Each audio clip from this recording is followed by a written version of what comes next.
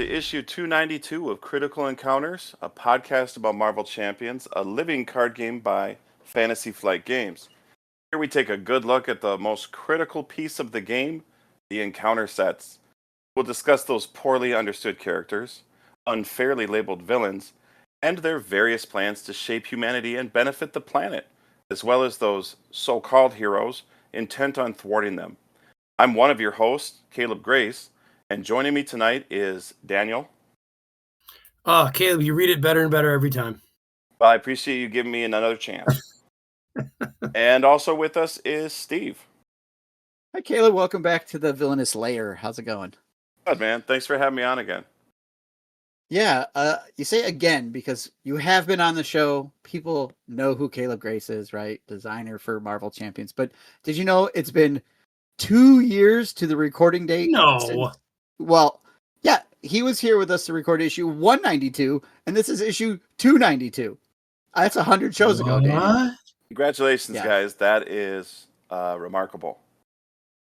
And I'm speaking of having me on again, not the 100 issues that you've managed to do in a row. What a villainous response, Caleb.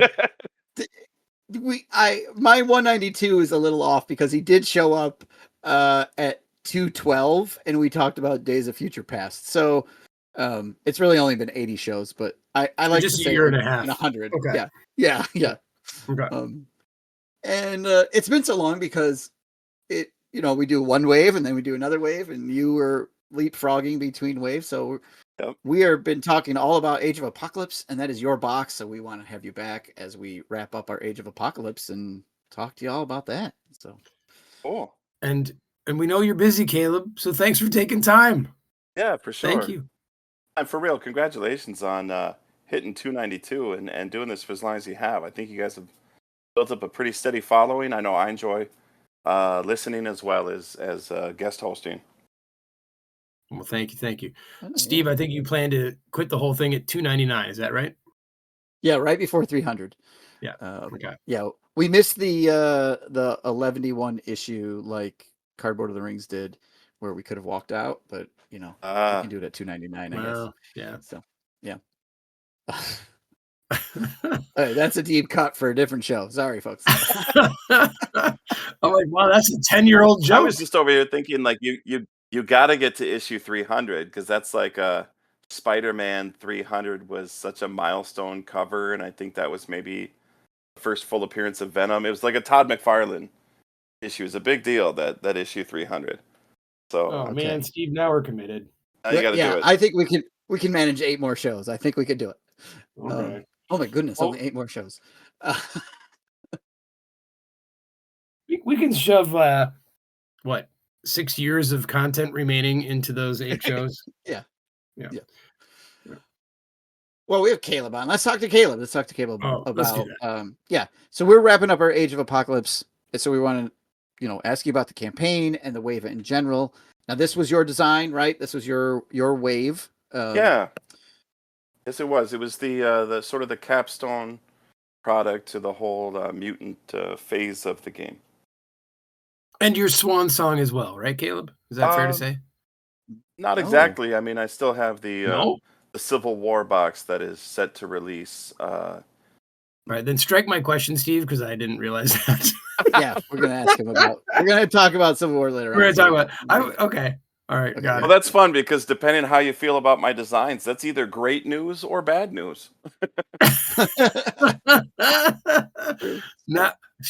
Heck, now keep it all, Steve. Okay. All right. He said that funny thing. All right.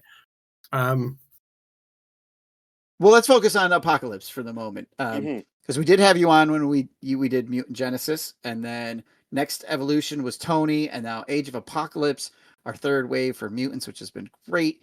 I'm just want to put out a general question out there. Like, did you have very specific or any design goals when you were going into the Age of Apocalypse wave?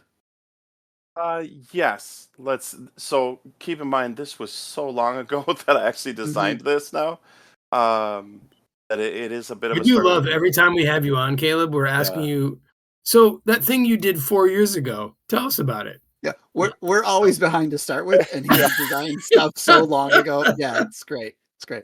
I think I felt a lot of pressure just because the Mutant Genesis box with Magneto and the Sentinels, I felt like that was so well received, and it's a lot of like the all-time favorite characters and villains. Hmm, hmm. And then it was followed by Next Evolution, which was Michael Boggs, Tony Fanchi collaboration, and like that's just not fair. The two of them together are always going to be like twice as good as me. So it was like I kind of hit. I felt I'd done like my peak work in Mutant Genesis, and then it's followed by Next Evolution, which is a huge fan favorite from two incredibly talented designers, and then somehow I got to put an exclamation point at the end of that sentence with Age of Apocalypse. So yeah, it's trying to remember. I know the campaign was something that I was really excited to work on, which is a little heartbreaking to say now because I know it didn't turn out as good as I wanted. I think I shared that story elsewhere. That originally the campaign had dice that we borrowed from another Fantasy Flight game. So they were already tooled and X-Men themed, and I was really excited for this, and so was everybody. Frankly, everybody was on board with this idea. I ran it all the way up the chain. It was fully approved, and I was maybe halfway or more through playtesting with this rolling dice to complete missions, and people really enjoying it. And then it was like, oh no, some of our partners, their print runs aren't enough to support the dice. Like we're pricing out our partners, which is just not something you want to do. So we had to remove the dice kind of late in the day, and then pivot to something else. And at this point, like all the art is ordered, all the cards are counted, and so, Oof. so it was So, yeah. Go ahead. well, what were the dice meant to? They were meant to do something in the mission part. Yeah. So have you guys ever played Okay. like Elder Sign or what's our X-Men version? X-Men Insurrection is that what it's Yeah, called? yeah, yeah. Yep. Oh, okay. Yep. So it's like you roll some dice and put it on the right symbol, and Yeah, exactly. I okay. thought All right. I really like those games, like to an extent. I think they're really creative. They're very well designed, and I saw an opportunity to like do essentially a condensed version of that in place of the mission. So you would still commit your allies to the missions just like you did, and then you would roll dice based off the number of red. You'd roll red dice for your attack value, and blue dice for your thwart value. And I loved how everything lined up perfectly. The red and the blue dice. I think in Insurrection there's like a yellow die as well. We weren't using that. We just had the red ones and the blue ones, and everything fits so neatly.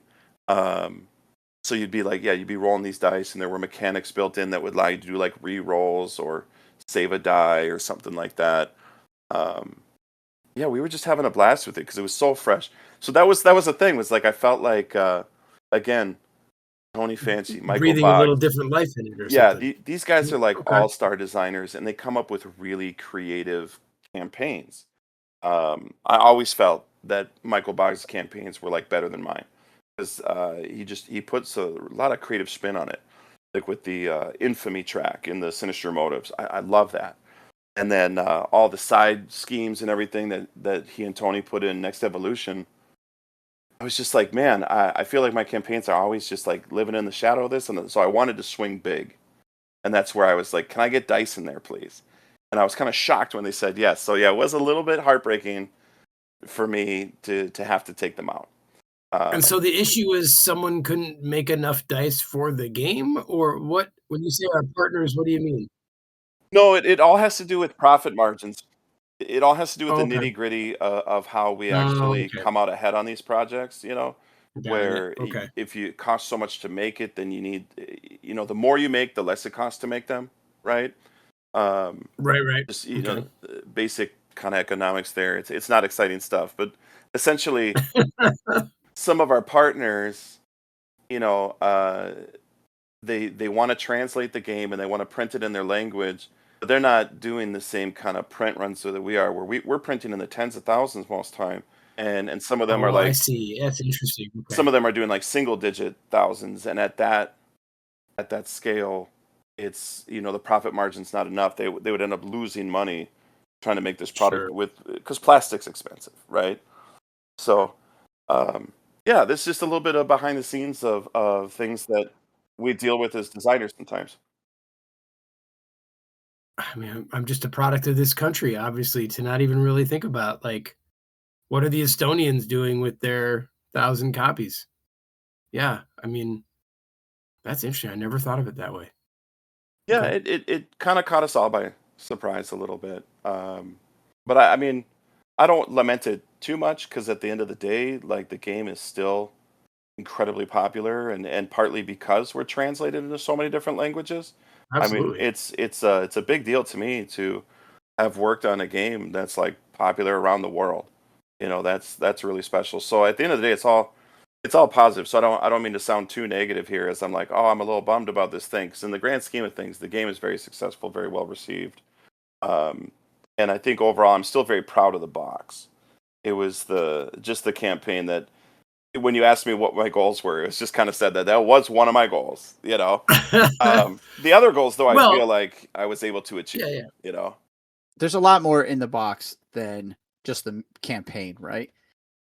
Yeah, like the other goals for me were, just getting to do Apocalypse was a really big deal because that was a character we weren't always going to have access to. So when it worked out that we did, I mean, I was just thrilled because I knew I wanted him to be the end boss, and he's so popular. I thought maybe we could fight him twice. Like, Yeah, you uh, liked him so much you gave him to us 3 times, like, yeah, 2 very different versions, right? yeah. So that was Um, one of the goals too, was like make Apocalypse feel epic, and I felt like we did that. I've been really pleased with the feedback about both different Apocalypse scenarios and how much people enjoy them. Now, do you have a preferred version? Because the first Apocalypse you play, he, like, can advance from level 1 to level 4 or something, and the Yep. second one is the triple-sided card, right? And he Yeah. unfolds to be a giant Apocalypse, right? Yep. Like, do you have Yep. one of those that you preferred, like, designing or looking back you like better? Yeah. Yeah. I thought that I would like the first one more because I tend to like these really epic scenarios, and the response to Hela from the Thanos box Mhm. was so strong with Yep. people going, "Oh, I really like this. The way you advance is so different," that I knew right away. I'm like, "Well, I want to revisit that idea at some point and do another scenario similar but different." And I thought Apocalypse would be the perfect place there, where you have to like fight your way to get to the top of his citadel, where you can square off against him.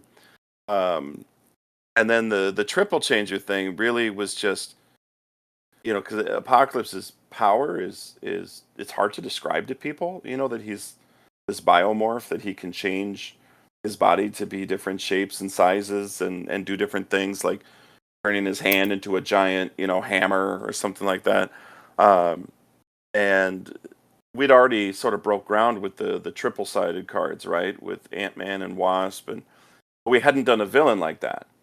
So I thought, oh, that'd be neat. That'd be different, and I ended up liking that one more, just because that it was so unexpected for me. I hadn't thought about that one as much as the first one, and then I just thought, boy, this is really fun. Like I never know what shape he's going to be in at the end of the turn, and he's got all these different things he can do as a result. Makes it harder for me to anticipate his next move.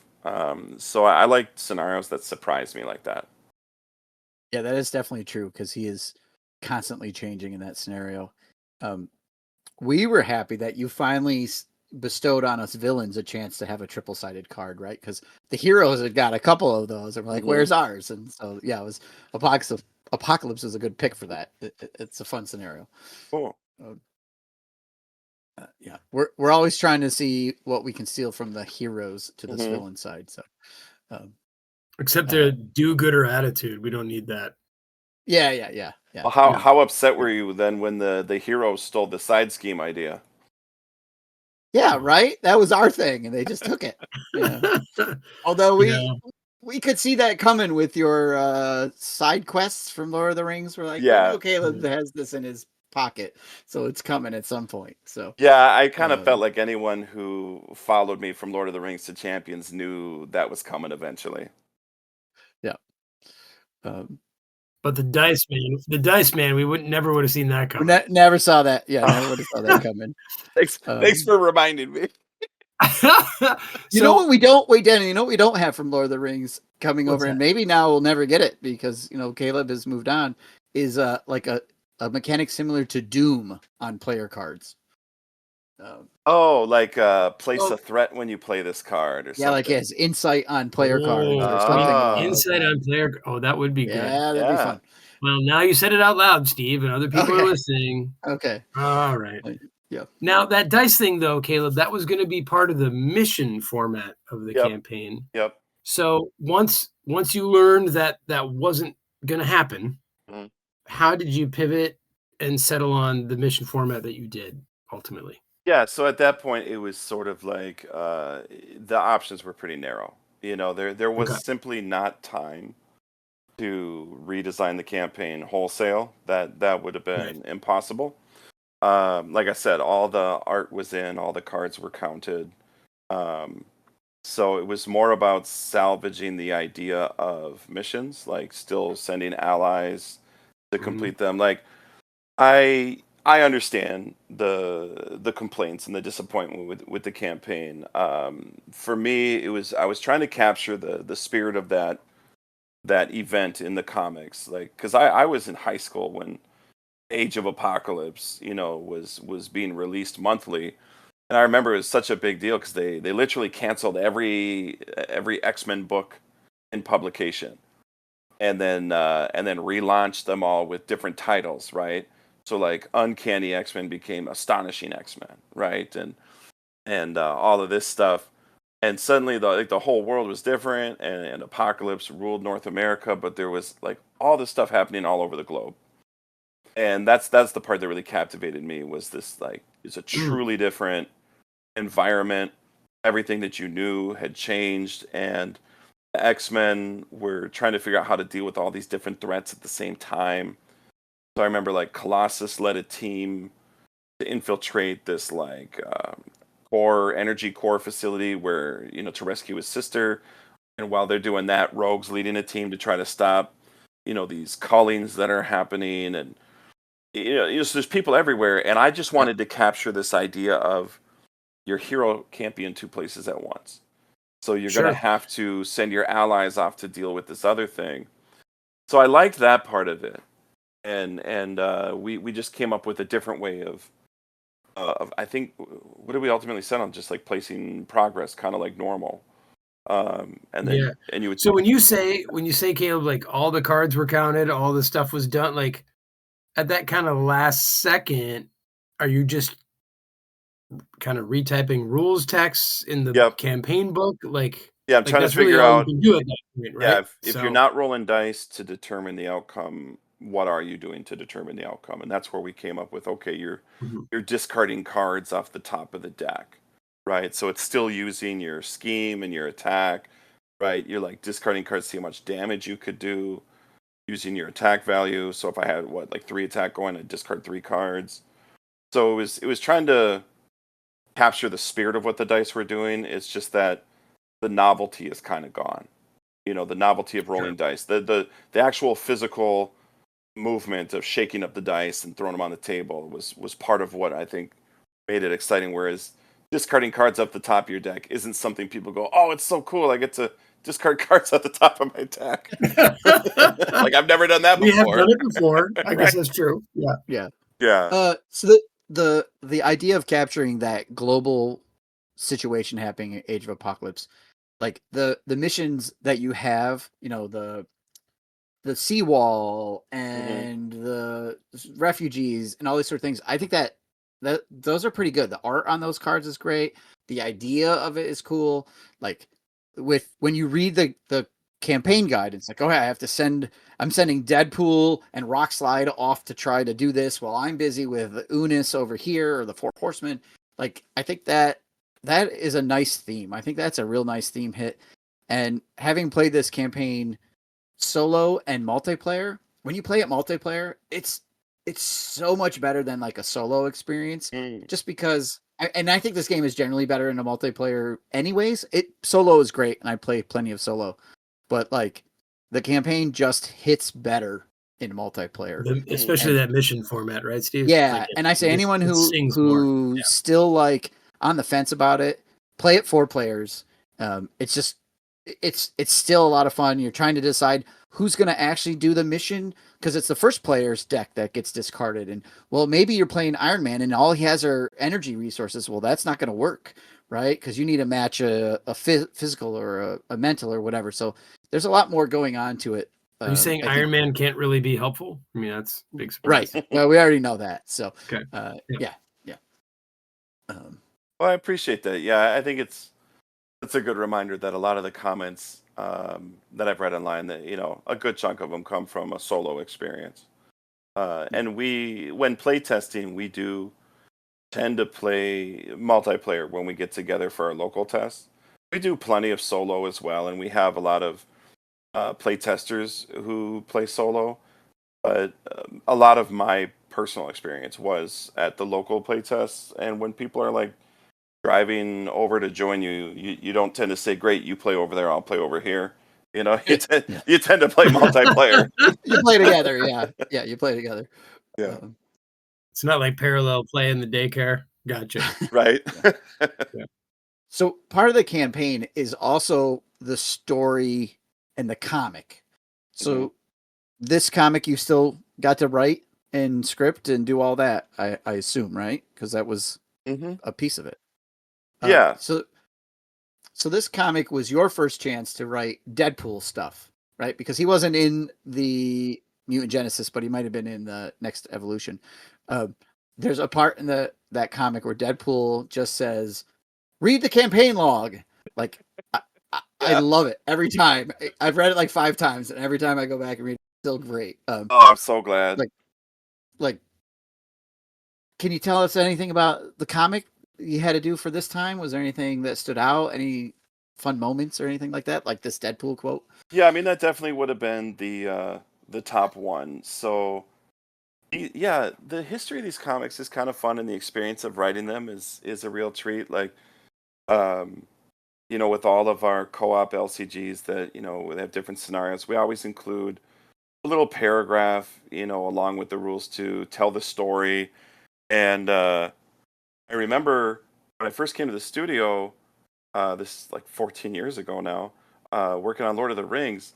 There was always just like a very short paragraph, just you're traveling along the Misty Mountains and you're attacked by orcs, but then our CEO Christian Peterson, at the time he was like, I think there's real potential here to do more with this story, and so he started writing pages of content, with read this before you play, and then a big stop, don't read this until after the adventure, and he really raised the bar for I like. love pulling those novels out of the early the early boxes. I mean, I remember when Lord of the Rings Well, and came then out, and you Hunt for Gollum, and you pull out this piece of paper you have to unfold 37 times, and there was a lot of text. yeah, and then MJ raised the bar again, right? With Arkham, like when she started doing that and writing multiple endings and all this stuff, and so there was a lot of discussion of like, how is Champions going to fit into this tapestry of living card games? Like, because we're not obviously built on narrative. Yeah, we're not as built on story as like Arkham is the RPG LCG, right? It's a campaign that's first and foremost what it's all about, leveling up your hero and discovering different twists and different endings. That's the DNA of that game. Whereas Marvel Champions is really more about like just quick skirmishes and fighting the villain. And I remember we were starting to work on the rule book, and we're writing these little blurbs to introduce, like Rhino and Claw. All right, we didn't actually get a comic in there. It wasn't until Rise of Red Skull that it occurred to me, like, we're making a game based on a comic book. Why are we still writing copy? Like, we should be putting a comic book in here, and that was one of those things where like I didn't realize what I was getting myself into when I pitched it. It sounded like everyone went, "Yeah, that makes sense." Like, we all love this idea, and the artists are excited. We get to work with the art team in a really new way, where I'm not just writing the dialogue. I'm writing the scene. So I'm writing like Colossus punches through a door, and the mutant brotherhood is surprised to see him or whatever. I'm just making something up, but Sure. yeah. Colossus So eating a sandwich. yeah, Yeah. so we're like writing. So we have to like script it, and if you look at that rule book, there's not a ton of space in those rule books, right? Those pages are pretty small, and so we have to be like really cognizant of how much we can actually fit in there. So Age of Apocalypse was probably where I really felt the most confident writing a story. Like I knew exactly how much would fit, and so there's certain things where like I know what this scene is, but I don't know what they're saying just yet. And that whole that whole moment with Deadpool was just a moment like I discovered as I was, blocking out the story, and I finally got to that page. And I'm like, okay, they're being chased to the portal. Like, what would he say here? Like, like why are you guys still attacking us? Like you've lost, like, and breaking that fourth wall, right? And so there might have been just the slightest touch of the game designer me saying, like, read the rules, people. Like, there might have been just a little bit of me channeling Nice. Deadpool What to a be meta like, moment for you, Caleb. like, before you send me a rules email, could you read the rules? Nice. Nice.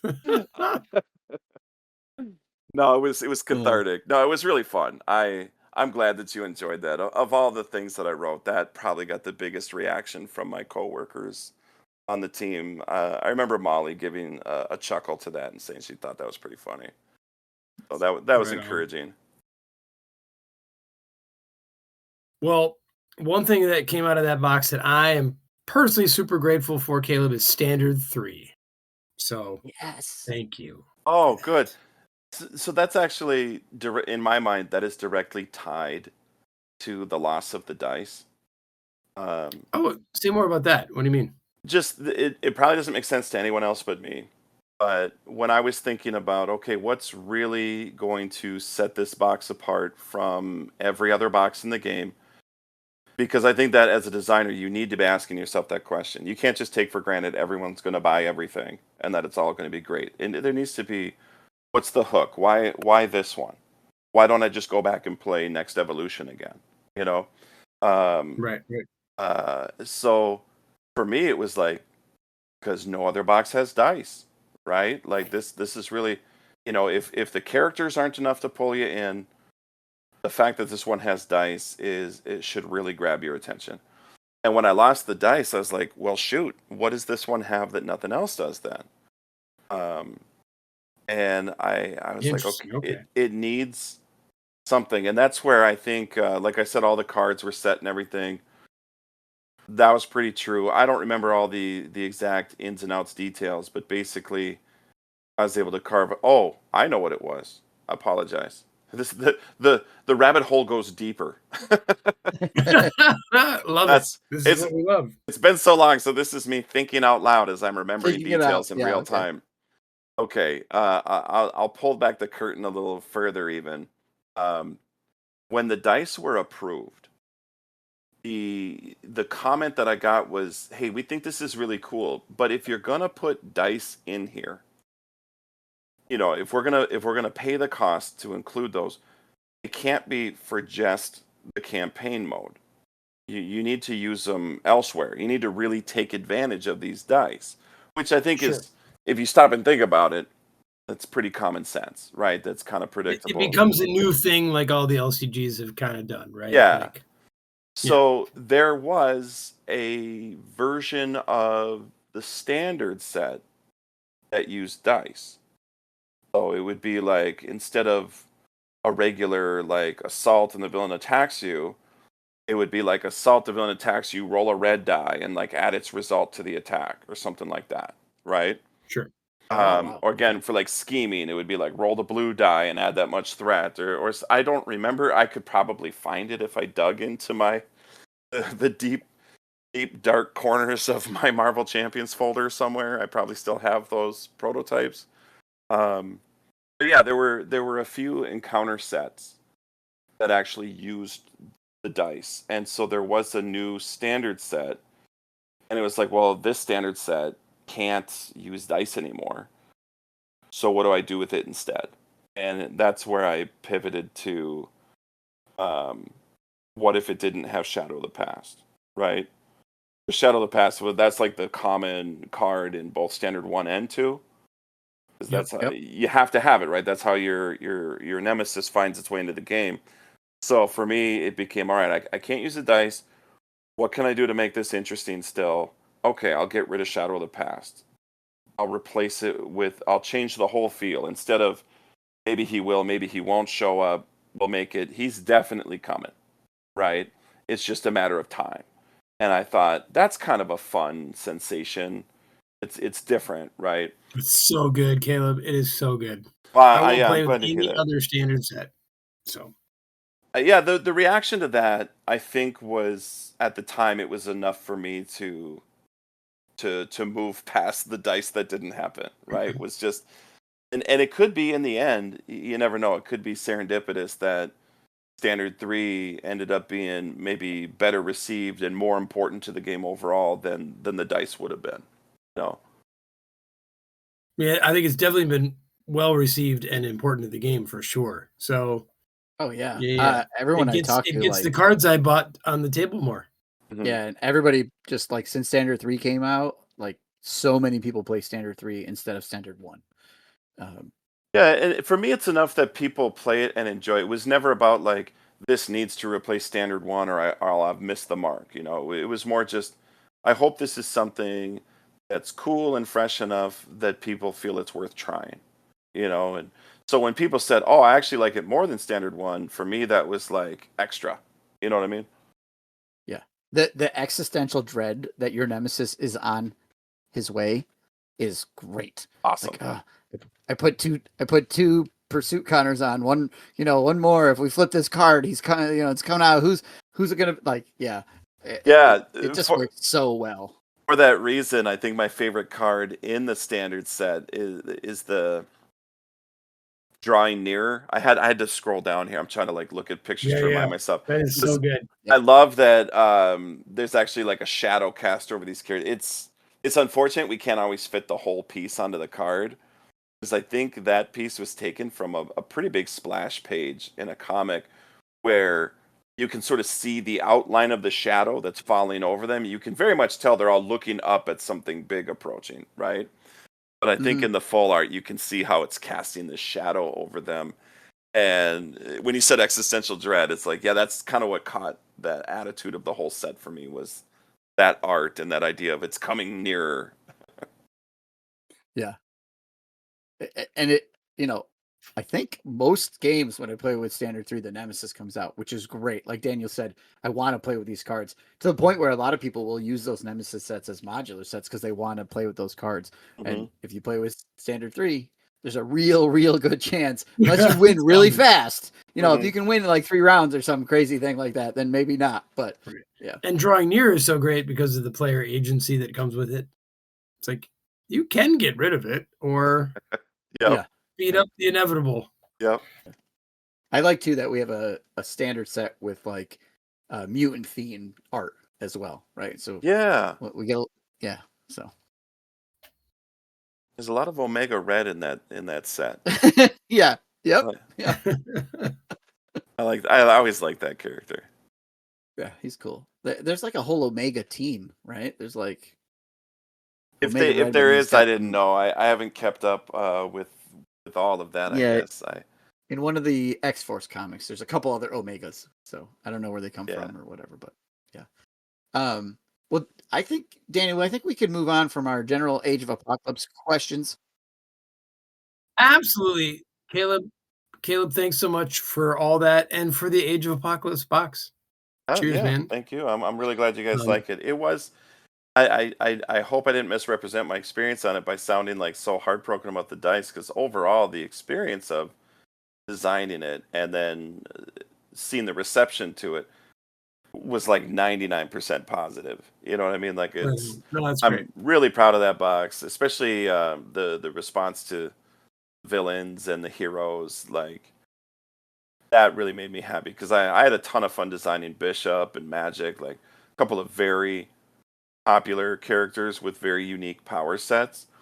Bishop in particular just made me so happy to be like, his ability is to turn damage into energy. Like that's what he does in the comics. Like the more you hit him, the stronger he builds up for his counterattack. And so it's like, oh my gosh, I can just mill for resource cards and add them to my hand. Like it was fun to watch playtesters respond to that and be like, oh my gosh, I'm starting my next turn with like 4 resource cards in my hand. I got like a hand of 8 cards now. I'm gonna play everything. Like that was now that was fun. I mean, there are decks out there now where you have like 12 resource cards. In Sure. Like, oh, look at this. Yeah. Yep. Yeah. And then everyone will compare Magic to Gandalf from Lord of the Rings because you're playing with the top card face up. But then she has some very different mechanics than he does. Also, super fun. It turns the game, you get to play a lot differently when you're playing Magic, which is really cool. Both great heroes. I can't believe I just said great heroes. Sorry about that. Well, then I'm a little worried about you, Steve. Great design. We'll say that. Great Caleb's getting to you. Yeah. Well, should we do like a rapid fire listener question, Steve? Yeah. So, Caleb, we have a bunch of questions that our listeners, our loyal minions, had sent in. So, in no particular order, we're going to ask you a question. You can give the answer. We don't have to spend an hour on each one. Yeah. Feel free to say pass. Okay. Yeah, sure, if you want. Danny, you want to go first? Yeah. So, listeners are dying to know, Caleb, why was there no Beast hero in the Mutant Wave? He's the only OG X-Men left out. Pass. No, I'm kidding. We're moving on, people. Just take it. Next one. They just we ran out of room. There's just too many popular X-Men, and there's a lot of different considerations that go into like how we choose which ones we choose, and so I guess we were never going to choose the lineup that made everyone happy. So we kind of went with the characters we really wanted to see, and I guess ultimately I would say like I like Beast a lot too. He's a favorite character of mine as well. So I completely respect everybody who wants him in the game, and I'm hoping that we will eventually see him in the game, right? So I don't mean this as like an aggressive challenge. I mean it more of as a sincere question of like, who would you cut to put Beast in? Is kind of how I look at it. It's like, yes, I want Beast. There's no dispute there. I'm lockstep with the fans that want Beast. I want him too. But it's like, who do you cut? Do you cut Nightcrawler? I don't know that you cut Nightcrawler. Do you cut Magneto?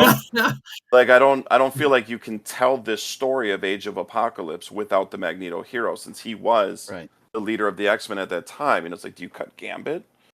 Like straight away we're not going to cut one of the female characters because it's really important to us to make sure that there's both male and female characters in the game, right? So you're going to have to cut one of the dudes. Which dude is it going to be? Yeah, Caleb, this is totally fine because I'll defend you. One, Kelsey Grammer, who cares? He was the guy who played him in the movies. We don't need him. And the guy's an ally. We've got him. We have him as a scenario. I was going to say, you guys should be really happy you got Beast as a villain. Yeah. So we've got the best Beast there is. There is. That's right. Yeah. That's right. So whatever. Caleb, you don't need to defend yourself in that one. No, I don't feel defensive about it at all. I totally get the question, and the best response I can give is like, yeah, which other guy do you cut? And they're all, because if let's say we put Beast in there instead of Colossus, well then everyone who wanted Colossus is bummed. Yep. You'll never win when there's 1,000 million zillion characters in the source material you're working with. Yeah. And I won't even ask about Daredevil. No, I'm just kidding. He was easy because he's not an X-Man. He's not a mutant. Everyone is still belly aching about Daredevil from day one. Yeah, so I want him to. We have determined once Daredevil is available, the game is dead. That's how we know it's. That's how we know it's over. That is the telltale sign. He is the spirit Aragorn of Marvel Champions. Is that what you're saying? Yes, that's right. That's right. Once you get that's how you know over. Yeah. It's like, oh no, we're both wanting and dreading him coming. So, what's another one, Steve? Rapid fire away. Yeah. Was there any other story that was considered for the final Mutant Wave campaign, at least for now, besides the Age of Apocalypse?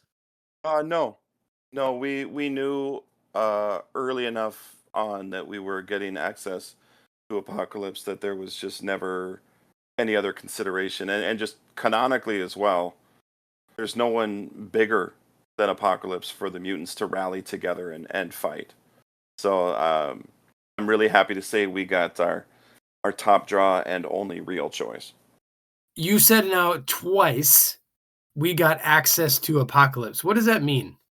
Oh, that's one of those things that Is we that don't. something you can answer? Yeah, no, I think I can. It's something we don't Okay. like go into very much because it's just not that interesting. At the end of the day, it's like it has to do with the Well, I the feel even legal. better about this question now, Caleb. Yeah, Thank it's you. it's the legal rights to these characters got a little Okay. complicated in the early 2000s when Marvel went bankrupt and they started selling off their properties to stay afloat. Okay. All And right. so that's how like what the X-Men ended up at Fox and Spider-Man ended up at Sony, Sony and right? all right. Okay. And then there were some private investors who bought like specific characters. Now, You could have done that? I'm gonna put a Oh. huge well, money's money is what is my understanding. If you have enough, you can buy things, You can right? do what you want. Yeah, okay. Yeah.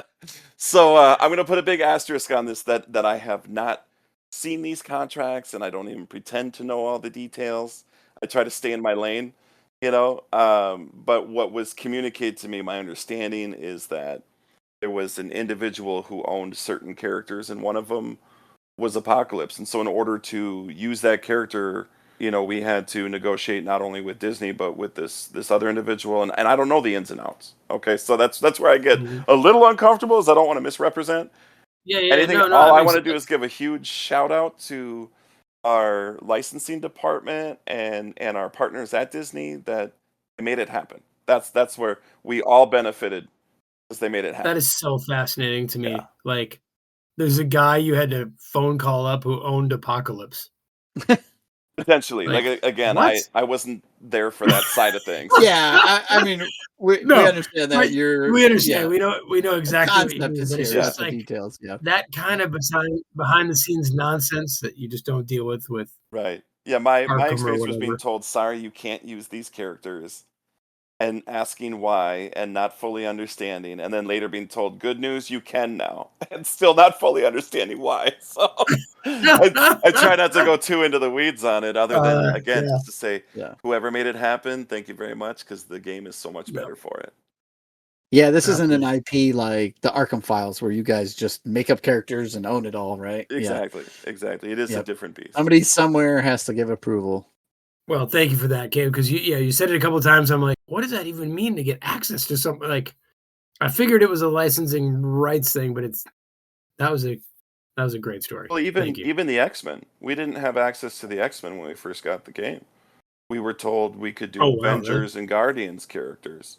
Um, and then I think it was announced the Disney had purchased Fox and was getting all of the rights to all those characters back. And if you read comic books at that time, X-Men fans will remember that they were like trying to kill off the X-Men and replace them with like the Inhumans in the comics. There was a whole Terrigen Mist story that was like Yep. creating Yep. new Inhumans, and it was toxic to mutants, and like they killed off Cyclops and all these other kids. They were like really pushing hard, and then um, eventually they got the rights, and shortly Something somewhere after, changed. you Yeah. could see the sea change, right? Of like once they purchased Fox, suddenly the X-Men are a little more prominent in the comics again. And the Inhuman Yeah. story kind of went by the wayside a little bit. Well, and we So, can see that with like the MCU, right? Like we're mhm. supposedly the universes are merging and Yep. these sorts of things. So in yeah. in case our listeners thought that art for art's sake was a thing, it isn't. So there you go. All right, let's move on to another question. Daniel, you asked him that one. I'm going to ask him this I one. did. Who is the one villain or minion that you wanted to get into the game but just couldn't find a place for? Villain Oh, or minion? Yeah, bad villain guy. or minion? Let's see. I like the Hellfire Club. I saw a lot of people saying would be Yeah. cool to have a Hellfire Club scenario or arcade. That'd be a fun scenario to design as well. If you're not familiar with arcade, he's villain who he's an assassin for hire, but his preferred method of dispatching his victims is building elaborate theme parks that have deadly rides and traps in them. And so Yeah. he lures you or kidnaps you and puts you inside of his amusement park, which is hilarious if you think about it, because in the X-Men issue where like he first appears, like he abducts the X-Men like right off the street, and then they wake up inside the theme. It's called Murder World. That's the name of his theme park, and it's like so Love he it. had them in his power unconscious, so he could have just killed them then. But instead, he's such a master assassin that he let them live and put them in his Where's the theme fun park. in that? Right? Yeah, where's the fun in that? So Yeah. but just imagine that scenario. That would be so fun, right? Just all these elaborate traps. I think we got We do have arcade in the an game. encounter set, Yeah. with the Yeah. sharks with laser beams on their heads or something. Like we had a lot of fun, like getting that art in the game. I can't remember. That might have even just been pickup. I don't know if we even It commissioned was a that. back of the pack modular. Yep. So it's not played anywhere. Yeah. Yeah, and we got Hellfire Club as well. That's true. We also got Hellfire as a modular, but those were all like I would have made those scenarios if I had all the time in the world. Yeah.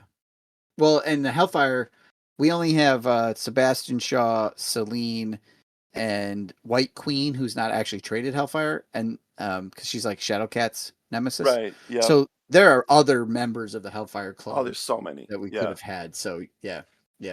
But those are like backup pack scenarios, which are really cool because you can play them other places. Mm-hmm. Yep. Well, maybe your next guest scenario, Caleb. Here you go. You got it. Yeah. The arcade fun house. Sure. So, Caleb, what is the most outlandish rumor you have ever heard about Marvel Champions? Oh, the game is dead. It's always the game is dead. It's like, look, they just announced Age of Apocalypse. The game is dead. You know? Yep. It's I like to laugh that the game has been dying since its first release. You know? Basically since day that's one. always my favorite rumor. And there's always this like wild reason behind it. And I really just wish I could like reassure everybody like it's okay. There's still a lot of product coming. I don't think it's your job to reassure us anymore. Like, yeah, it's okay. It's clear that there's stuff coming out. I think it was last Gen Con, not this year, but last Gen Con, FFG was like, we're doing tons of Marvel Champion stuff. And everybody's like, that means the game is dead. Like they told us too many times there's stuff coming out. Like they're overcompensating. Yeah. So. At this point, I wonder if it's like a meta comment. Like someone just wants to rile up the fan base. So they just like, it's like kicking a hornet's nest. Like they're just looking to get the reaction maybe. I don't know. Probably. Okay.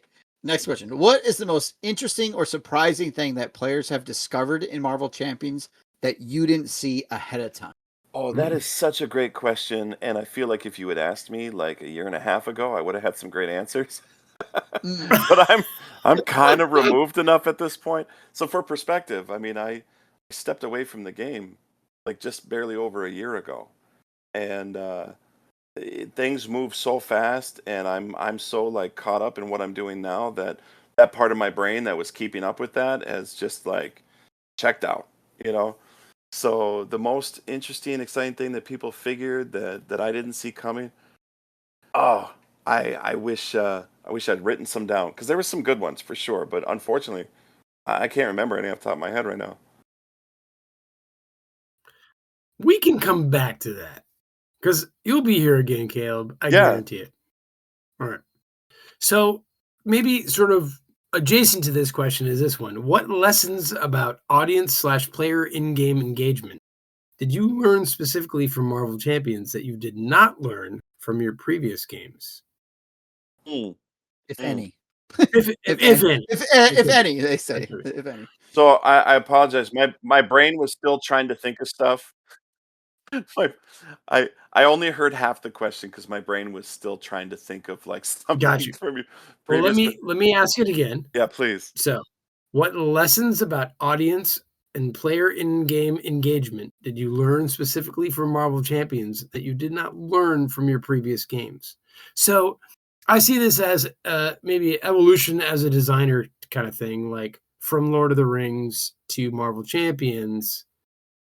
Like, were there things about the audience or the players that would say things to you that lessons that you learned from that changed how you made Marvel? Okay, so I want to make sure I'm understanding your question correctly because at first it sounded like you And were again, it's saying, not mine, it's some right. rando. Oh yeah, for Yeah. sure. Oh, I think it's a great question. It's a very thoughtful question. I just want to Yeah. make sure I'm answering it correctly because at first it sounded like, what lessons did you learn from Marvel that you're taking with you as a designer? Which means, like, I work on Star Wars, the deck building game now. That would mean I learned something from Marvel that I'm applying to my work now. But toward the end, it sounded like, what did you learn prior to Marvel? No, you're right. You're right, Kev. If I reread the question, it does seem to be, but then I was thinking about your evolution as a designer. Yeah, it's I've asking known like, you did you learn designing something games. in Marvel Champions Did that you you learn didn't that you learn are Yeah. other yeah, games? I'll tell you Yeah, what, I'll answer both and I'll have my bases covered. So, there you go. sweet. Thank you. Because one is clearly my question and the other is yeah. someone. So I'll start with the one that I believe they were asking, which is what did Marvel Champions teach me as a designer? And that one I'm like I think about this a lot actually. That I'm ready to answer that one instantly, and that is like simplicity and like power to the player. Um, these were Hmm. both design goals that Nate Boggs and I came up with as a team of like we want this to be our most accessible LCG yet, and we don't want people to feel like they have to struggle like they do in Lord of the Rings or Arkham because it's a different experience we're trying to create. We want people to feel like superheroes. Um, and the reaction to that was just so positive. It was so immediate. Like when people Interesting. talk about what they like about Marvel Champions, they're like, I just love feeling like I'm a hero, and I love how easy it is for me to teach my friends and get to the table, and so I absolutely took that with me. Of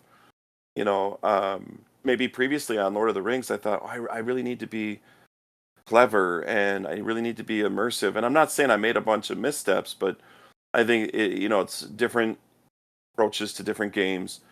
But the response was so immediate that I thought, boy, we really struck something here with empowerment, the theme of empowerment and simplicity. That I think I took it even further when I started working on Star Wars. Was like I want to make it even more accessible, right? Even easier to teach. And then again, all the rules will just be bent towards yes, you can. Like can I really do this thing? Yes, you can.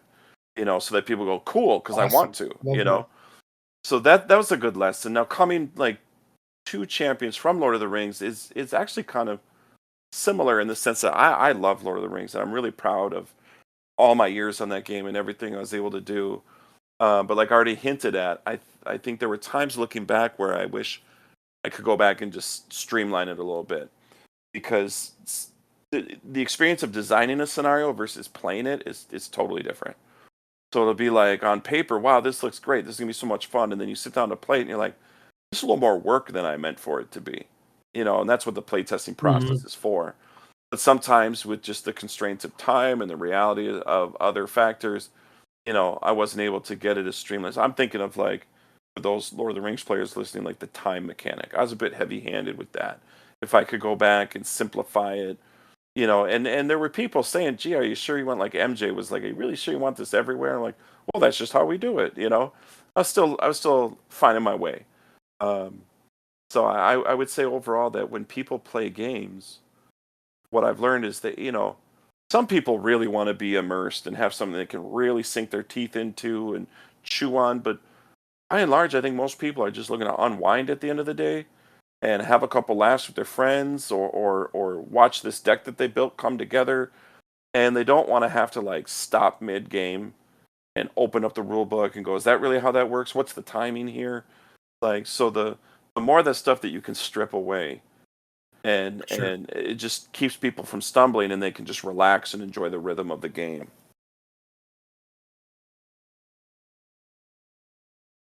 Yeah, that's great. Awesome. I think having played Lord of the Rings and playing Marvel, there's definitely that difference sometimes. Like, um, some of the Lord of the Rings scenarios are very difficult, and you have to build a deck for it. So you have to kind of be focused in, and it's still a great experience and it's a ton of fun. But you have to be okay. I know I'm going after this scenario with the time mechanic, so I have to build fast or whatever. Mm-hmm. And in Marvel, sometimes you can just here's this goofy deck I built with a pig who's really a spider, Mm-hmm. and I can just play against whatever, and I don't have to. I can just unwind with my friends and play that. So you have the two different things. So that's great just to hear. I think I love both of those, but yeah, Marvel definitely hits that. Like, it's a little more social. It's a little easier to bring to the table. So yeah, my greatest frustration with Lord of the Rings is you had to build for scenarios. Here, Marvel, and I only play multiplayer. You can bring a deck like I build, and you'll be okay because your friends will take care of you. Mm-hmm. Yeah, and I think Like, again, like I you always said, have a chance. it's You kind always have of a chance. different goals for different games, right? Like Lord of the Rings, the whole puzzle aspect was really a feature of Yeah. Mhm. we're Yep. going to give you different challenges, and you're going to have to approach deck building differently in order to overcome that. And depending on who you were, you either really liked that or you really didn't like it because you just wanted to play your one deck. And so I think Champions appeals a little more to the people who just want to play the one deck. Whereas Lord of the Rings probably appeals more to people who really like the challenge of, ooh, this card's normally good, but not in this scenario, so I got to swap it Yeah. out. Yeah. Which is actually a great design ethos because it makes you use more of the cards you own. Right? Yeah. So I So, think there's pros and cons yeah, to each. absolutely. Okay, here's another question, and I don't know who this character is, but somebody wants to know if Phalanx was ever an enemy considered in any of the products during the three waves. Oh, what a great question. So I love the Phalanx storyline. That's another one that came out like when I was in high school. It was another big deal. They introduced a whole new mutant team through that storyline, the Generation X. Again, as a teenager, I was very excited that they were launching a new X-Men book because I thought this maybe is what it felt like to be there, when X-Men first launched or New Mutants or so. It was the first new X-Men title, first new batch of characters that I'd ever been present for. And so the Phalanx were like the big event that launched all that as they were capturing up all the old X-Men and hunting down the new ones. So that, yeah, they're kind of like the Borg if you know Star Trek. They like assimilate people, and um, they're pretty creepy. So I don't know that we ever stopped and said, "Hey, we should really make a Phalanx scenario," because they didn't really fit into any of the story arcs that we were doing.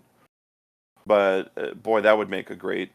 That's another one. Make a great scenario, maybe in a scenario pack or something like that.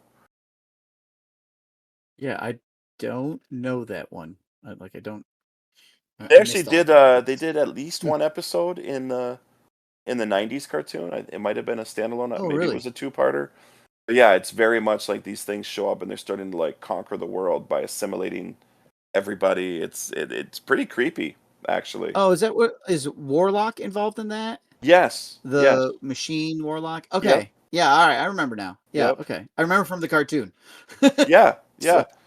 I, yeah, I just okay. watched that episode not too long ago with my kids, and I was like, boy, yeah, they really captured the creepiness because that's what I remember reading the books was like they were scary. People didn't know what they were, and it was like they could adapt to your mutant powers so that like Cyclops couldn't blast them, and Gambit's charges wouldn't work, and that it was pretty great. All right. Well, we'll look forward to maybe that showing up at some point in the future because there's plenty of stuff to still do, right? Hmm. Um, okay, with some time detached from designing them, of the characters we saw, hero or villain, do you ever wish you'd captured a different era of that character? Oh, Or could you capture a different era of them? Was that even allowed? well, absolutely, you could. Yeah, for some of these characters that have been around so long, like I just mentioned, Cyclops is a favorite of mine. He's been around since the '60s, right? Like he's Sure. he's been around forever. So plenty of different eras that you could pull from. Um, I don't feel like I missed any that I wanted to do different because I got to choose basically which era. We were like my approach was to try to do what I believed, whether right or wrong, but what I believed was maybe the popular zeitgeist for that character. Like when people think of Captain America, which version do they think of? Probably not Nomad. Most people aren't familiar Right. with Yeah. Nomad. That's Captain America though. But you know what I mean. That'd been such a misstep if that was our first Captain America. So that was my approach. Was like I would think of the one that I thought most people would immediately recognize, and then for people who would like to see maybe a different version, hopefully we'll get there.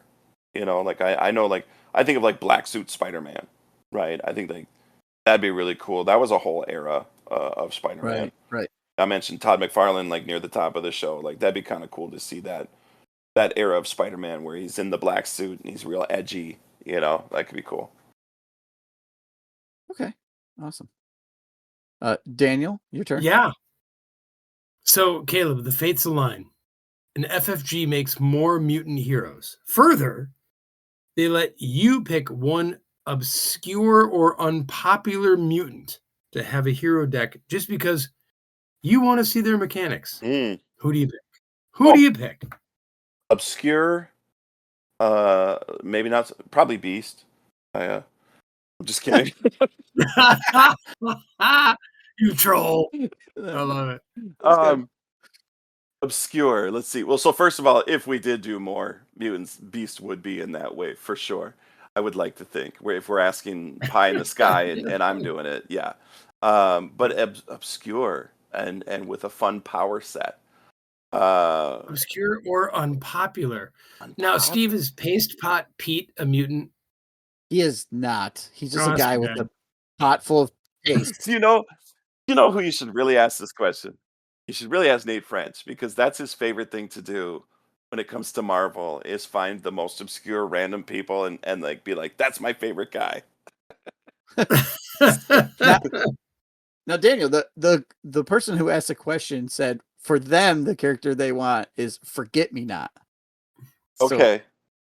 Wow. Yeah, that is pretty deep cut. I'm trying to remember as I've been reading X-Men books, like who are the characters that I really like, but that don't really make the cut, or they get forgotten sometimes. It's like talking about like Gen X, there was some really obscure characters there. Like there was a character Sync, whose ability was kind of like Rogue, like he just channels other people's powers. But he doesn't do it by like touching them and sucking their life force out. There was also Skin. He probably had like he just had a lot of extra skin. He could like he could like use it. He could like use it like almost like Spider-Man, where he'd like throw it and swing from it and just oh my god! Wow. Please make that. Yeah, like you should look him up sometime. Like he's an interesting looking character. Okay. Yeah, I didn't have any that I was like secretly, gee, I wish I could do this one. I can't, not off the top of my head. Like there's a lot of popular ones I wish I could do still, like, White Queen or Dazzler, Beast and others like that. But I don't think anyone. Morph would be fun. Yeah. Yeah. I mean, Morph's basically Mystique, Yeah.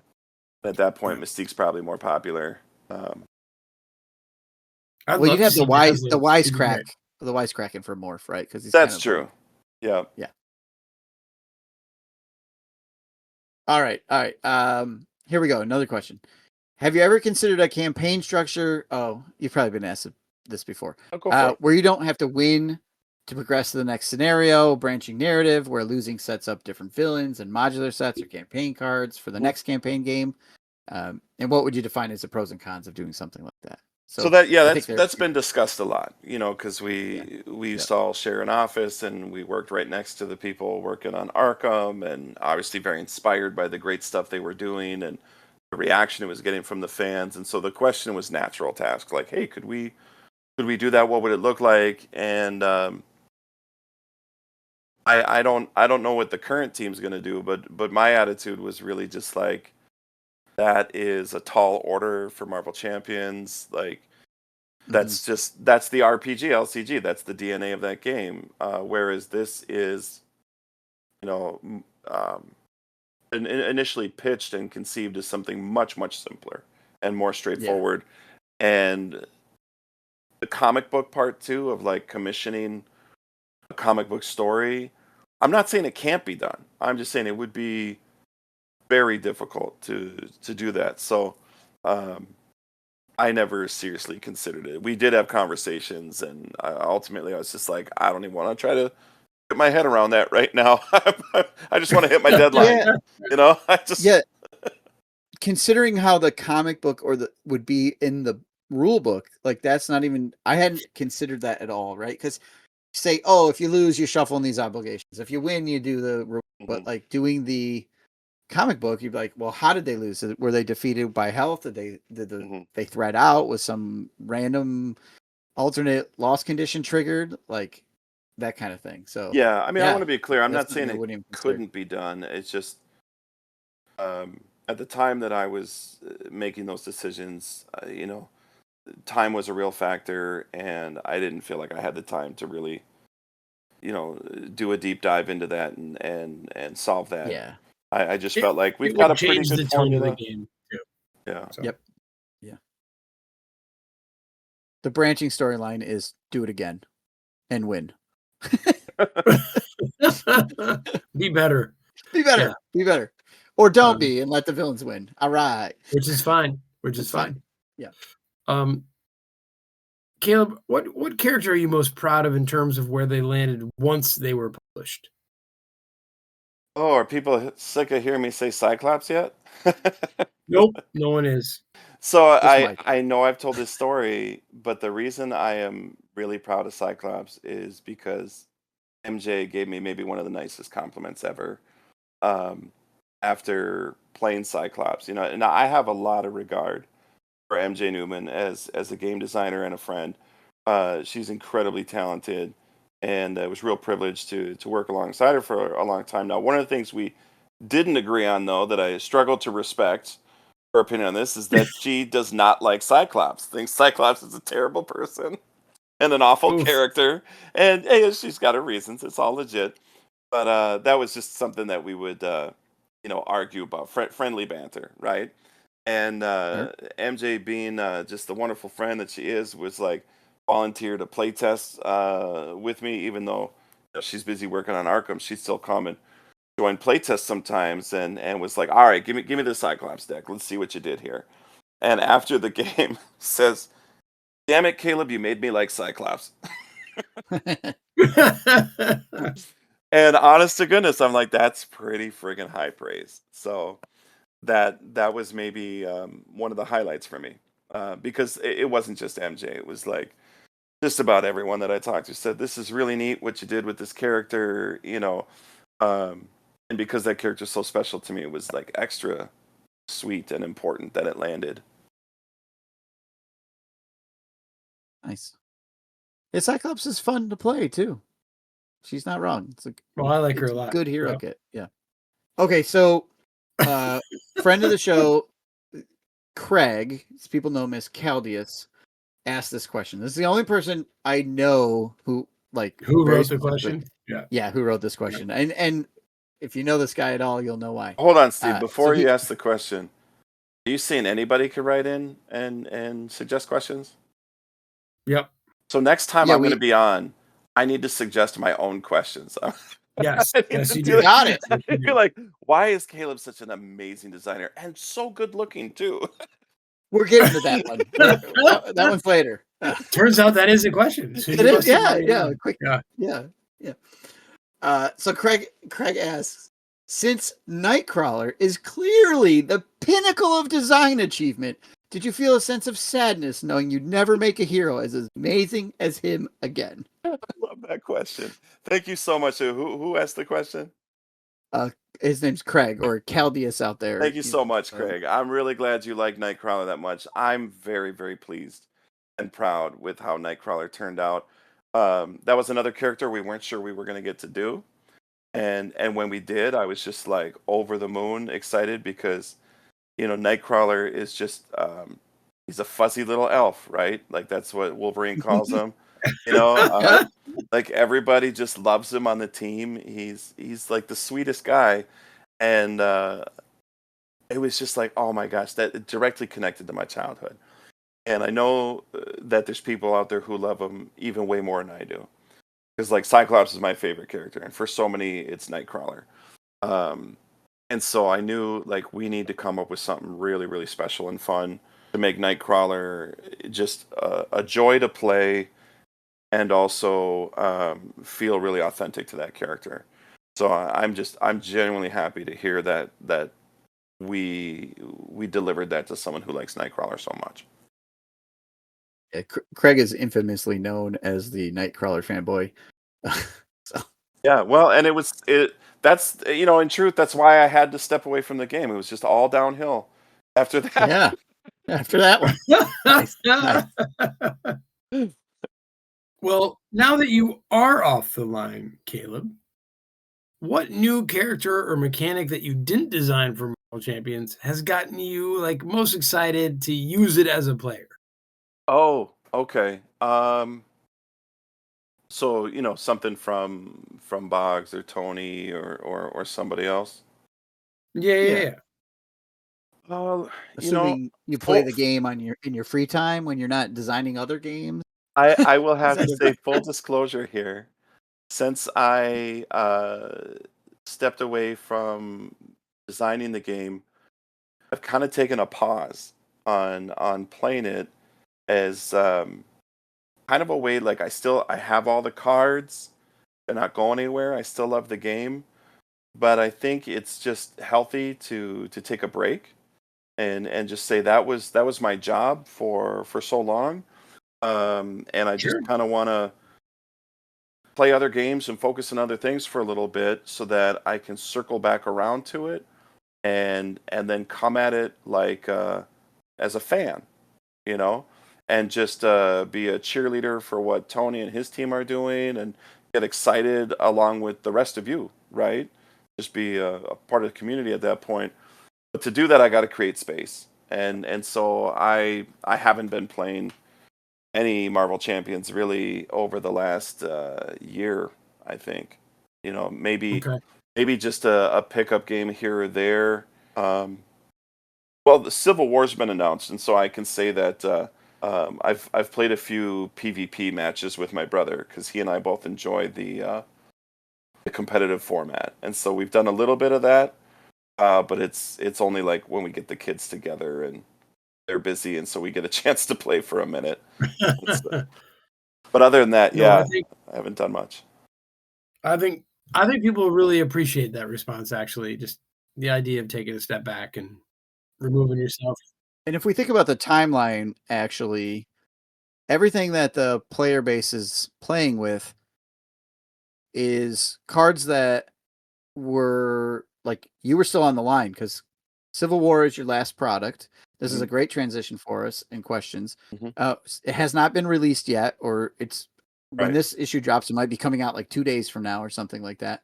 Okay. Um, but between Age of Apocalypse, Agents of Shield, Caleb was still working on Marvel, so really there hasn't really been a released product that you weren't part of the line for. So Hmm. even if you had something, you couldn't really tell us anyways because it's not out yet. So Right. yeah. Well, let's switch gears. Let's talk about Civil War for a few minutes. Sure. They have announced Civil War. We have seen the previews for, the heroes that are coming out. Um, so this is maybe more of a statement than a question. But here at Critical Encounters, we feel it is about time that we had these so-called heroes being the bad guys, right? But you only call them leaders. You don't call them villains. It's Like, what true. gives her that? Why aren't they villains? Why can't we call Iron Man a villain? Well, the truth is, when he's on your table, you can call Iron Man whatever you want. Yeah, okay. Okay. Uh, All right. Okay. yeah, no, that Um, was just I think that was an important kind of distinction to make, but all the reasons escape me at this point. okay. All right. All right. Oh, so Caleb, like, I remember being surprised at Gen Con. I don't Was it Gen Con when you rolled out the LOTR PvP? Oh It yeah, yeah, it was was. Yeah, yeah, yeah, and I remember being there, and that was, like, the big thing, and you got to design your own, like, sets that you would put in. It was awesome. Oh, I'm glad. Um, I'm glad to hear you say but that. it's I also really like that too. yeah, it was awesome, but it was also like I was not emotionally prepared for that. Sure. Now, from that time, so years and years ago, to the Champions PvP model, like what lessons did you learn from that first one that has maybe changed or altered or you know got you thinking about what you did with Champions? Yeah, that's a terrific question, and I'm really glad to hear that you liked the Lord of the Rings version and remember that fondly because it was an inspiration piece, but and we definitely learned lessons from it, right? Because like you said, not emotionally prepared. That's so well put because that really kind of was what we learned. Everyone's response was like, I didn't come here to compete with anybody. I came to play cooperative, which, we were Right. sort of like, well, you can play 2v2. That's what we, at Gen Con and the fellowship event that year, we encouraged everybody, partner up and play 2v2 because that's the best of both worlds. You still get the cooperative element of you and your partner, but now you're getting this fresh experience. Um, and there was real pushback to that as a design team, we were kind of surprised by. And we had to reflect on that and go, okay, well that's valid, like that's not what they came to do. And then out of that too was another surprise was that people they liked the cards, they liked the ability to build their own scenario, but their preferred way to use that product was for like one of two things. Like one was deck testing, where they're like, I got sick of playing Journey Down the Anduin as my deck testing scenario, so now I build Yep. my own using this product, and then I test against that. Like that's cool. But mostly the biggest way is people just like to play cooperatively. So they'd build their own scenarios and be like, hey guys, I built a new scenario, let's play it together. Um, and so it wasn't that the product was like a total bust and people didn't like it. It was just that they came at it from like the opposite side from the dev team, where Oh, interesting. Yeah, yeah, that's the fascinating. the Okay. PvP format was the big draw for us, and frankly still is. Um, but for the player base, it really seemed to be there's that commitment to playing cooperatively, but they're happy to have this product to tinker with, and that informed the development of Civil War 100% because Fascinating. we knew going in we're not going to advertise this as a competitive product because we'll lose our audience. There will be a huge swath of the customers who will say, I have no interest in anything competitive. So we said, instead of approaching this as like a competitive product, we need to approach it as a customizable product where, hey, do you like swapping out your encounter sets and, giving Rhino a Goblin Glider or, giving Claw the Infinity Gauntlet, like that's already baked into the DNA of the game, this customization. But now it's like, let's really blow the hinges off the door and let people customize what are the main schemes? Who's the leader slash villain, right? That's being paired with these schemes. And, there's no um, required encounter sets beyond like standard, right? So you can Right. put in any of these encounter sets you want. You can even mix them in with all the other encounter sets in your collection, so it's like that's something we really wanted people to understand is that the surface level is like any other expansion where it comes with new scenarios that you can play with your friends. But as you start to sink your teeth into it, like you find, oh, there's so much flavor here though, because now we can fully customize it. We can take these sets out and put them in other scenarios where suddenly, there's Avengers who are in Ultron's deck, and now you're, and you can make up your own story of like he's used nanobots to control these Avengers, and you have to fight them too, and like that's super Avengers versus thematic. X-Men, right? I Right? mean, Yeah, there's so many things you yeah, can do, yeah. um, and then underneath that, still there is a competitive mode for people to explore. But it's like we designed this thing going. What about the person who has zero interest in PvP? Are they still going to want And it this box? And the hope is that yeah, you absolutely should because you're still getting all these scenarios and all these modular sets. Like, what is it, like 16? It's some like Per insane. side, I think. It's some Yeah. insane number. Yeah. And I think it's 16 total, right? I think it's 8 per Oh, side. it's 8 per side. Okay. Yeah. 'Cause That's still a ton. there's 2 leaders on each side, and each one comes. That's the other thing, is they come with pre-built decks. That's another feature that we're really proud of. Is like, normally you open up a box and you gotta find some of the sets to build the decks. These are all like ready to go. You open up the box, pull out Iron Man. He's paired with his sets. You just add the standard set and you can play. Like, you don't have to do any hunting or pecking or anything. It's the same for the other 3. So I felt like that's like a quality of life improvement where people can just jump right in. Like, it's the perfect product to open up at a get together and say, we just want to play as fast as we can. Here you go. Take on Spider Woman and see what that's like. So wanted to make sure, based on the experience with Lord of the Rings, that for people who never, ever, ever want to even try PvP, that there's a ton of value here. And it's not straight PvP. It's not I'm attacking Daniel across the table. It's not me versus him. It's I'm still playing the same game, just trying to maybe be more efficient or take down Iron Man faster, and then he takes down Spider Woman. Exactly. Right? That's 100% correct. Which is something I've seen get lost in some of the conversations too, where people are saying like, well, there's no way it can be balanced. It's all going to be horribly unbalanced because some heroes are just so much better than other heroes, and it's like, well, no, we actually play tested this a ton, and what is true is what's true of every other scenario. Certain heroes will be better in certain matchups, right?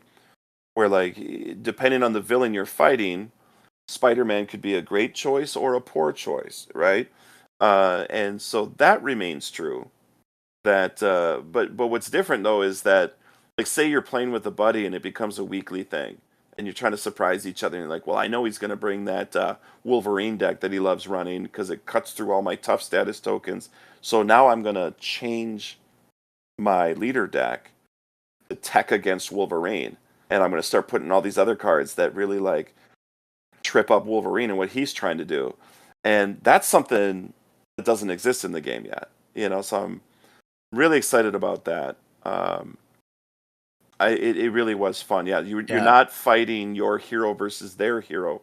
You are still playing the same game, but I think it's really subtle at first glance what a significant impact it has when you are trying to outpace your opponent. You're going to make decisions that you normally wouldn't make.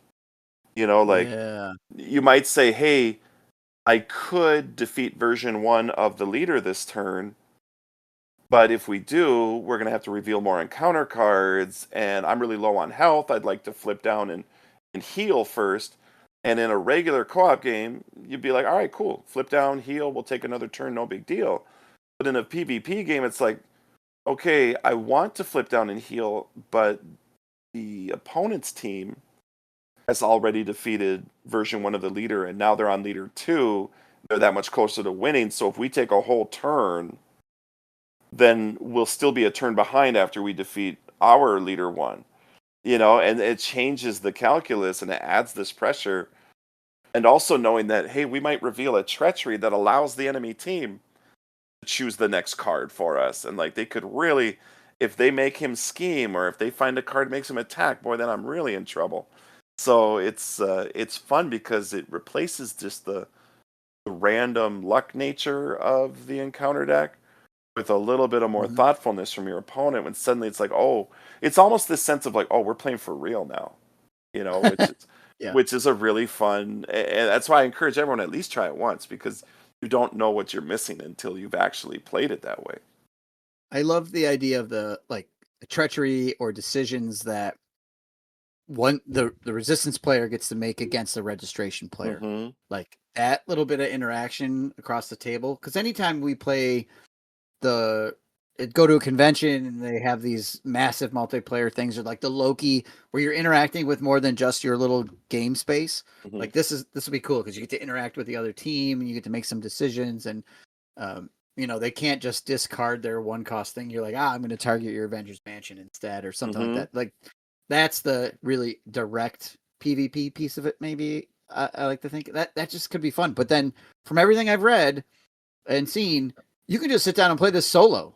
Yep. And like a regular scenario, and the heroes that we're getting are perfectly fine to take to any scenario already in the game, right? They're full-fledged regular heroes. So it's got everything. And I think maybe from week 2 of this game, people were saying, when can we play this head-to-head, or when is there a PvP version? Like, it has been asked. Now, not everybody's asking, but there's definitely a group of people out there who have been like, custom brewed their own version. We even did it here on the show. We were like, oh, somebody's going to play the villain and make these decisions, right? Like, yeah, it exists. People want to do that. I think it's going to be great. I can't wait to try all various modes of this.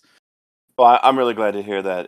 It's been a real treat for me. Like, I kind of selfishly, I'm like, I hope other people like it, but if they don't, I'm still glad I did it because I love playing it. I mean, I know at least my playtesters like it, and like they'll be enjoying it with me. The Lord of the Rings one was great, so I have full confidence in you that this is going to be great 100%. too. I appreciate that. The only people I feel bad for are those people who have that giant spreadsheet where they're playing every hero and every aspect against every combination of villain. Because this is just going to be so many games they have to play now. There's a lot of combinations now, especially if you get the Synthezoid SmackDown pack as well, which is really an extension of the box, right? It's the modular sets and the main schemes, all of them were designed in tandem, and it wasn't until like the end of playtesting that we were like, okay, which modular sets go in which, which come in the box and which go in the. I mean, that's not true. I overspoke. It wasn't right at the end. It was getting toward the end when it was like, okay, now we're going to package these things, as I said, pre-built, so that you can play them right out of there. It's like, so now let's come up with which 4 mod sets go with each of the different leaders, right?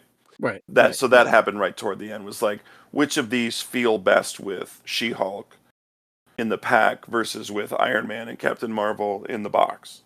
And that was really fun. I was actually very happy with how that came together because there was a lot of considerations. It's very different from designing any other box. Every other box, we kind of, there's a formula. We kind of figured it out by now of how to design mod sets and scenarios.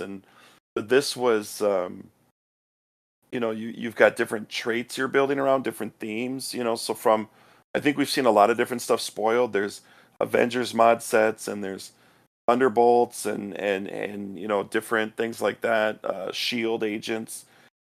And so as you're mixing those up, it's like, well, do you put all of the Avengers stuff just in the box, or do you have some with She-Hulk? You know what I mean? Like, how do you mix these things up so that it's a good product, but it's also a good scenario?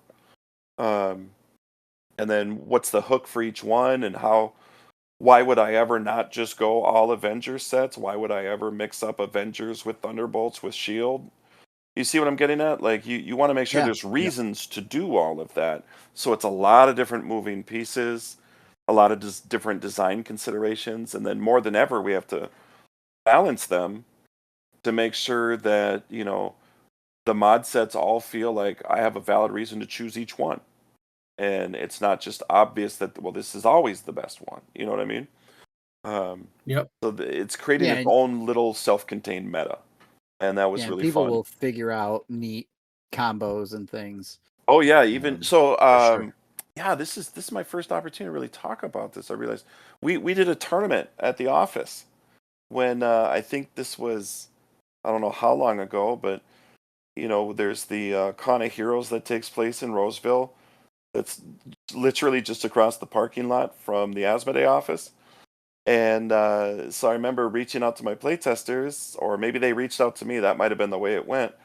But basically, everyone was excited. Hey, if we're coming all to the same place for this event, how about we get together at the Asmodee office and do some playtesting?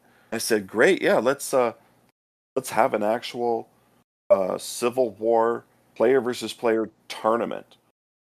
and I think we had Oh, something cool. like 22 players, and we did something like 8 rounds, and it was so much fun to see all the different decks, both player decks and encounter decks that people brought, and all the different reasons why they chose. Because I think a cynic might say, well, everyone would have chose like these same 3 heroes, or the every Iron Man encounter deck would have had these mod sets. But I made sure to collect all that information and track the results throughout the event, and there was a great variety. There was a ton of different approaches, different decks, and they all had different reasons. And mind you, that this wasn't people just like figuring out or choosing at random. These were people who had been playtesting for months up to that point. So these were very informed decisions they were making, and they still came to very different conclusions. And That's good to hear. that was a thrill for me. That was like a career highlight, honestly. Um, yeah, it's fun to remember that now because that was so long ago. I like almost forgot about that. Yeah, based on the timeline, it's got to be a couple years, I probably. think so. Yes. Yeah, it Wow. was a while ago. Okay. Um, yeah, so they really enjoyed the PvP format, just the whole tournament setup. That was some people were telling me it was some of the most fun they'd had playing Marvel Champions to date. So that was really encouraging. I'm like extra excited now for this. Cool. Yeah, I can't wait for that. And I'm not sure how we're going to talk about it on this show, uh, because of the format we do. Uh-huh. But you're going to make us talk about heroes, which is going to be difficult. But I think everyone wants to know the burning question, Caleb. The burning question now: Uh-huh. Are you registration or resistance? Ooh. Okay, but I mean, do you really have to ask? I mean, after Cyclops, who's my favorite? It's Captain Captain America. America. Yeah. Okay. So So yeah, he's resistance, right? I'm Team Cap all the way. Team Cap. Okay. All right. I guess that was not much of a stretch. So you should have realized that. I'm way too predictable. Yeah, I try to be No, that's surprising in fair. my game designs because as a person, I'm just too predictable. Consistency, right? That's Yep. the key. Well, okay, we've talked Age of Apocalypse. We went through a ton of listener questions. We've talked a lot of Civil War here. I'm doubly excited now. This whole box is supposed to come out at the end of October, and this show is Coming out. releasing in October. Yep. Mhm. It's going to be soon. But you were off the line. You know, after Civil War, there's no more Caleb Grace products for Marvel Champions, but you're still working at FFG. You're still making some stuff. Can you give us a 2-second blurb on what you're up to and where people, if they want more Caleb Grace designs, what they can go out and buy and find and see?